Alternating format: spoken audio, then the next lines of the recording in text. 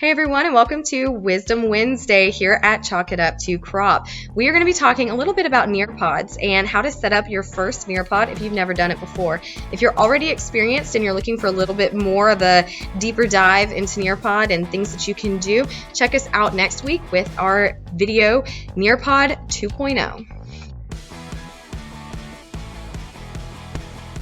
Hey everyone, today we're going to talk a little bit about how to create a Nearpod. So when you first log into Nearpod, this is what the home screen looks like. Up over here you can see what type of user you are, whether you are gold or silver. If you are silver, that means it's free and it is just as good. The gold option gives you a few other things that I'll talk about in another video, but if you have silver, you will be able to do everything that I am talking about today.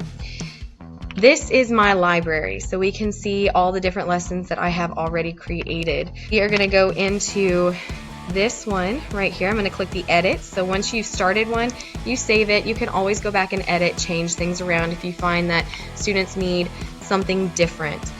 So I always start with a title and some sort of image or something fun to look at or a question, because this first slide is going to be what pops up on all the kids' screens while they're waiting for everyone to log in before you start. So I'm going to click on Add Slide, and there are three options. You can add content, web content, or activities. If you click on content, this is going to be titles. You're going to be able to type. You can also add videos or images here as well.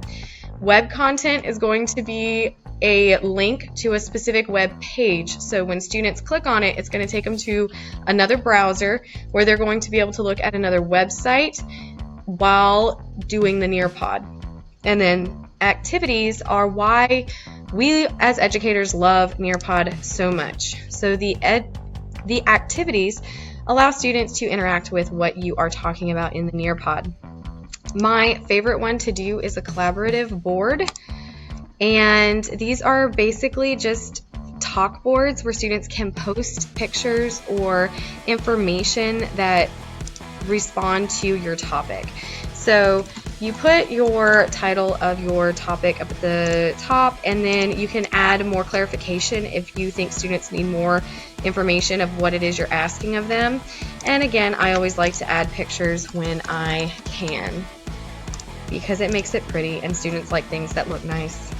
There are multiple different backgrounds you can use. You can figure out which one you like the most and you hit save. So when looking at the collaborative board, students will not be able to see their own names or other students' names. It's just going to be the content on its own. Another thing that you can add as far as activities go are open-ended questions.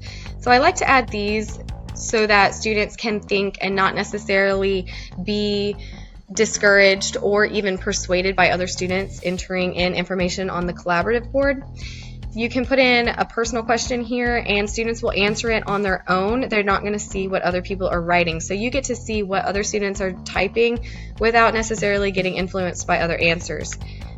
Also, you get to add a timer. So you can make it 60 seconds, 2 minutes, you can make it 30 seconds if you want to, so you can get really quick answers and see how your students are doing, whether or not they're really understanding the information.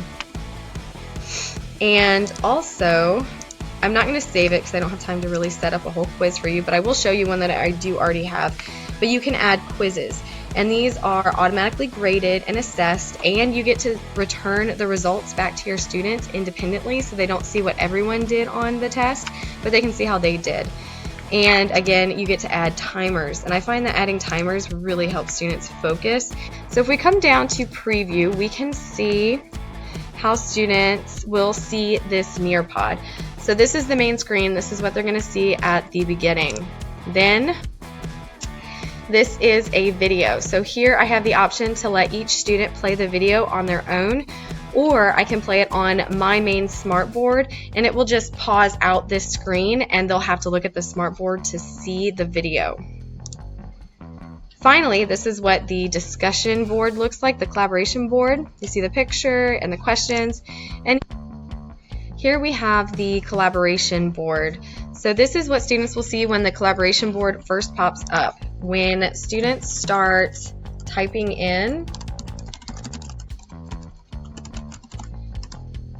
it's going to change a little bit. So you're going to see why are Nearpod so amazing. You see the questions still up here, but you start to see comments. Again, you do not get to see who types what. As a teacher, you get to see everyone's name will be on their comment, but other students are not going to be able to see who's typing what. You also have the opportunity to use a picture, which I think is fun and always, you know, helps lighten the mood in the classroom. As long as it's relevant or cutesy pictures, I don't get upset. Now, if you are worried about students being inappropriate with comments or pictures, you do have the opportunity when you are putting your Nearpod out to approve comments before they actually show up on the discussion board. And I always do that with my younger students because a lot of times they don't know when to not be inappropriate and things like that. So I can reject the comments that are inappropriate before they influence the classroom or mess with the atmosphere. So we're going to move on, and we see the open-ended question. This is what this looks like. So the question is going to be up here at the top, and then the student just answers their question, and when they are done, they will be able to submit. When the time runs out, they will be able to move on, and I will see their question here, or their answer. Again, this is another discussion board, and when it's the final, you don't actually have another arrow over here. There'll be a button up here that says End Nearpod, and then it will generate a report for you. So you will be able to collect any data, including a participation percentage of how many students actually participated, what students were skipping out on the assignment, and things like that. So if you have a quiz, then you'll be able to record how they did on the quiz after the initial lesson, and all of that wonderful information right at the end of the lesson. You don't have to go back and grade anything or add up any points or anything like that. So again, I find that Nearpods are absolutely amazing. They're super easy to get started with, and if you are interested in learning a little bit more about how to add some of the trickier elements of Nearpod, check us out in our next video coming out next week on Nearpods a little bit more.